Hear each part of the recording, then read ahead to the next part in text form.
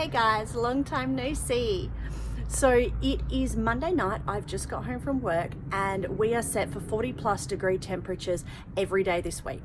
And I am so far behind in my gardening chores that every moment is just like prep for the worst onslaught of heat.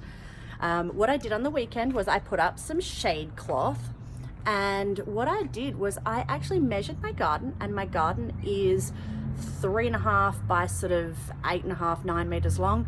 And I went down to Bunnings and they had shade cloth that was 3.68 meters by 9 meters in length. So absolutely perfect. What I did was I just put a couple of stakes in the ground. Where are we? 3 on each side, and along the fence line as well. And then I've just really temporarily tied it up with a bit of rope.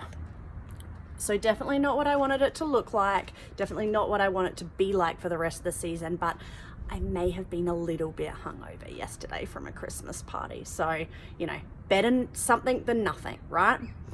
What I have to do now though is mulch, because my plants need that really desperately, and the mulch really helps to retain the moisture in the soil, and that's what I'm really keen on doing coming into this really hot temperature. So I want to show you how I do it, because I mulch a little bit differently than other people. So let me turn it around and I'll show you what we do.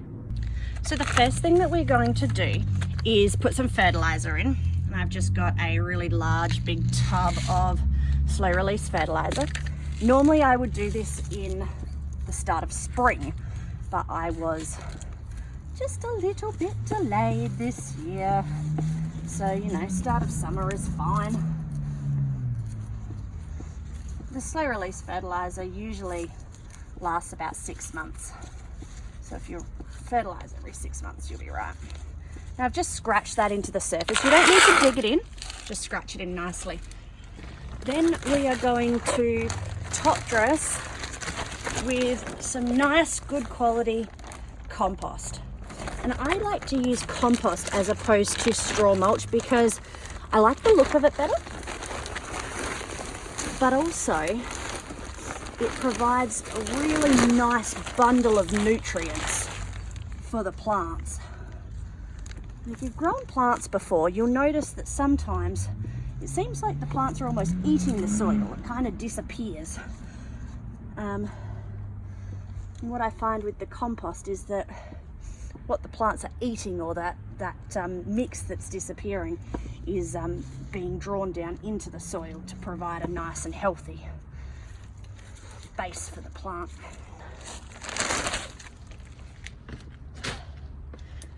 At this point, we just water it in, just like you would your normal daily watering. What you can see here is that the water is really gathering on the surface now that we've got the compost in there. So I will have to be a little bit slow to make sure it doesn't drip off the edges, but give it a day or two of watering and it will settle down nicely. You can see all of that water pooling there though is what's going to help to retain the water afterwards, because once it soaks through the compost, it won't then evaporate out so easily. So I'll just slowly get that in. For comparison, let me show you what it's like on the apricot tree that has not yet been composted.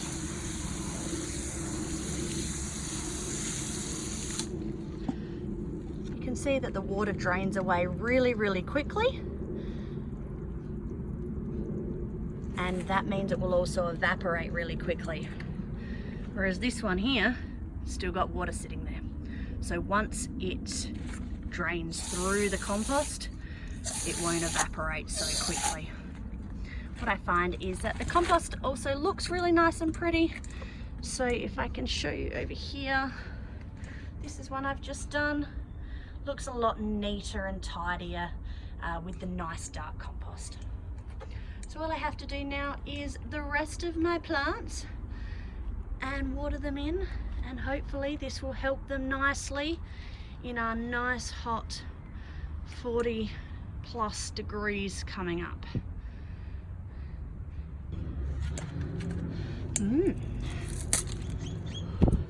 Two for the price of one.